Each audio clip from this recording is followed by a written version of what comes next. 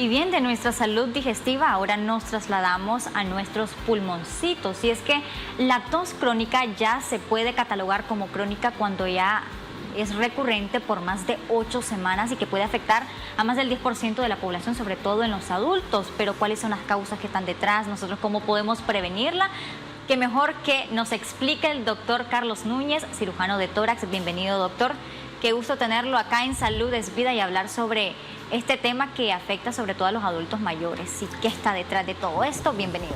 Gracias siempre por la invitación. Es un gusto poder estar acá con ustedes y compartir con nuestra población un poquito de conocimiento que les puede quizás dar una luz o una orientación de qué se debe hacer. Así es, nos da esa pauta y esas señales de alerta, doctor.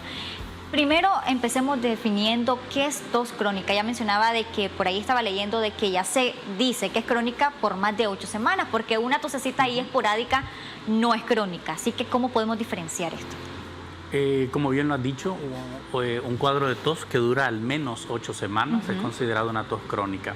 ¿Por qué se hace la diferencia? Porque las causas de tos aguda, subaguda y crónica son distintas. Causa de tos aguda, por ejemplo, los cuadros respiratorios que estamos teniendo los ahorita. Resfriados comunes. Los resfriados comunes, los procesos neumónicos, entre otras cosas. En las causas subagudas y crónicas pueden caber enfermedades como la tuberculosis, por ejemplo. Entonces, cuando uno tiene un paciente con al menos 8 semanas de tos crónica, o sea, como tal, la definición, uno tiene que preguntarse, ¿este problema que trae el paciente es infeccioso o no infeccioso?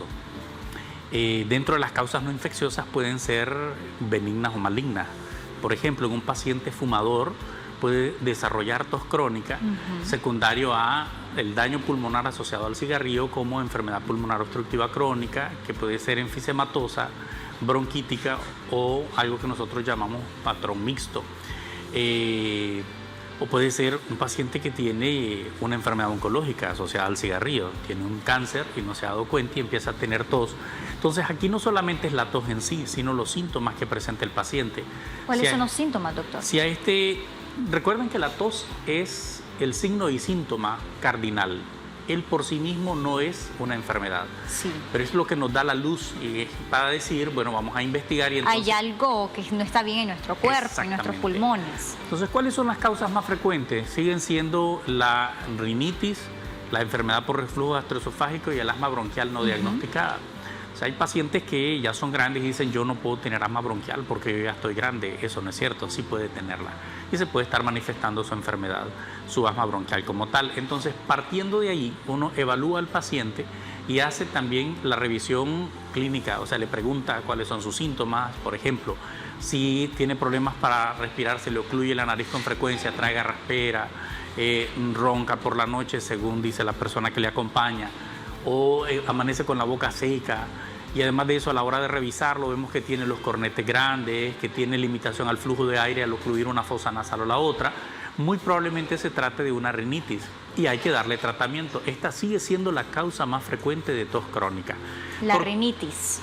¿Por qué da tos crónica? Bueno, porque el goteo nasal del moco que está saliendo de la inflamación de la nariz hace que se irrite la faringe y entonces el paciente empieza a toser y a toser y a toser. Por la misma como incomodidad. Exactamente. Pero pacientes que también tienen enfermedad por reflujo gastroesofágico, pacientes que tienen síntomas gastrointestinales, que empiezan a hacer algo que llamamos dispepsia, que de pronto se les distiende la panza a la hora de comer o después de comer y empiezan con eructos o agruras o acidez y empieza esto a irritarles la garganta y también a darle tos crónica como tal.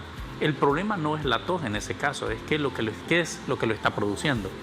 Y hay un grupo de pacientes, como lo decíamos, que tienen asma bronquial y que por ley se requiere una evaluación y definir, el asma por definición se debe realizar un estudio que se llama espirometría. Si se sospecha un asma bronquial, hay que hacer una prueba que se llama espirometría, que es una prueba de soplar, que mide el tamaño de los pulmones y el calibre de los bronquios. Y siempre se debe asociar a estudios de imagen.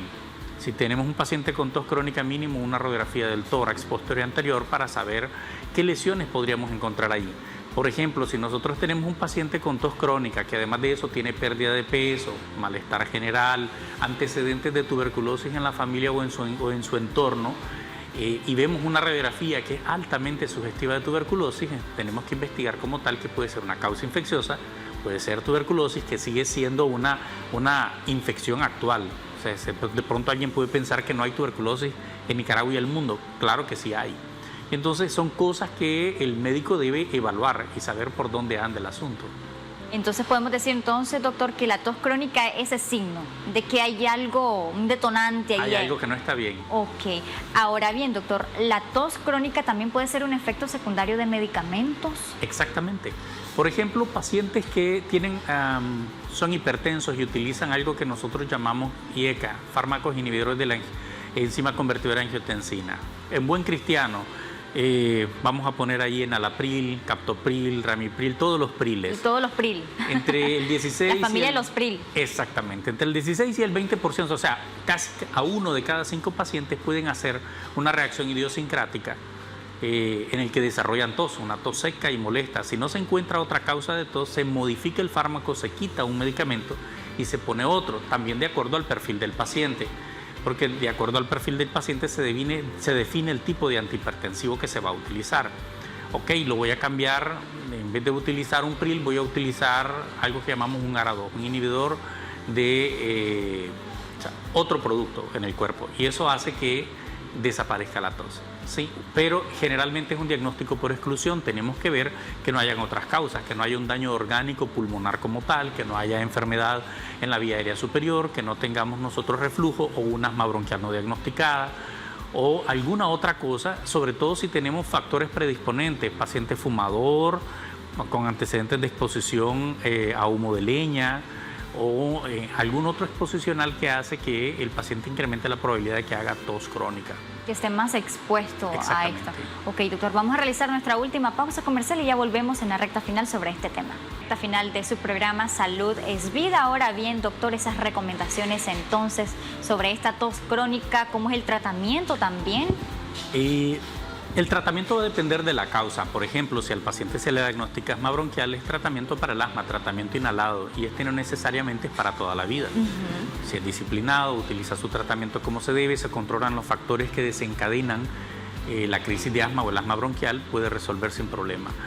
Pacientes que tienen enfermedad pulmonar obstructiva crónica y son fumadores activos, de entrada es dejar de fumar y luego evaluar qué tipo de tratamiento es el que le corresponde de acuerdo a la severidad de su enfermedad y tiende a controlar su tos crónica. O el paciente con rinitis, una vez resuelto el cuadro de rinitis, que es recordar que la rinitis es un problema crónico, o sea, se le da tratamiento y generalmente es en pulso, 1 a 3 meses, se controla, puede volver a aparecer sobre todo en estos periodos donde hay mayor polución, cambios bruscos de temperatura, o viven en sitios como por ejemplo en el norte del país. Sí, donde las zonas rurales. Sí, o más, en parte en las zonas rurales, pero más en el norte, cuando hay cambios bruscos de temperatura, tienden a desencadenar las crisis de rinitis en ese tipo de pacientes. O el paciente que es un paciente que con tuberculosis, que tiene tos, con expectoración con sangre, cansancio, pérdida de peso, requiere el tratamiento antituberculoso y eso va a resolver su tos.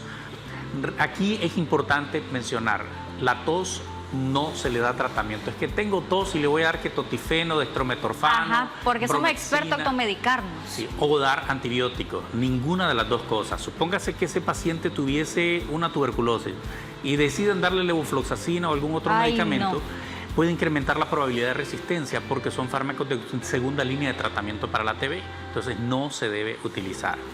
Lo primero no automedicarse. Eso implica no antibióticos y no antitusivos. Lo segundo, estar claro de que la tos es un síntoma y un signo de algo. No una enfermedad como tal.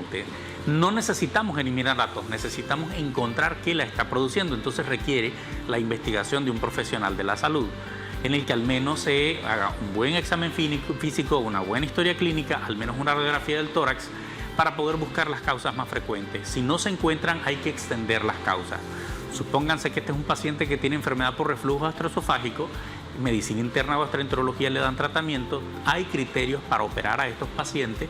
Si tiene criterios quirúrgicos va a cirugía, si no, continúa con su tratamiento y tienden a resolver. Así es, doctor. Ahora también, doctor, ¿qué pasa con las personas que son expertas a tomarse esos tecitos calientes? ¿Pueden empeorar la situación? No, en realidad, es más, se siente sabroso. Claro, es riquísimo. El problema es que es como operación avestruz. tienen la idea de que lo alivia y entonces no buscan la ayuda adecuada y el tratamiento ahí adecuado. está. Ese es el inconveniente, entonces da una falsa sensación de seguridad. Eso no es correcto. O sea, tengo ya 8 semanas o más, o sea, 2 meses o más de estar con tos, necesito buscar ayuda profesional para saber qué está ocurriendo. Los tecitos no me van a resolver. Algo está pasando y entonces necesitamos saber quién es el enemigo. Mientras no sepamos, no hay manera de saber qué tipo de tratamiento es el que va a requerir el paciente. Lo importante es acudir de inmediato, cuando ya vemos de que esto ya es algo persistente y prolongado, acudir a un especialista. Y acá tenemos también al doctor Carlos Núñez, que ¿dónde lo podemos contactar, doctor, ya para finalizar? En el Hospital Vivian Pelas, Torre Sur, tercer piso, consultorio número 10. Perfecto. Mil gracias, doctor. Entonces, gracias por su tiempo, gracias por esas recomendaciones y lo esperamos en la próxima. Gracias, siempre un gusto estar acá con ustedes.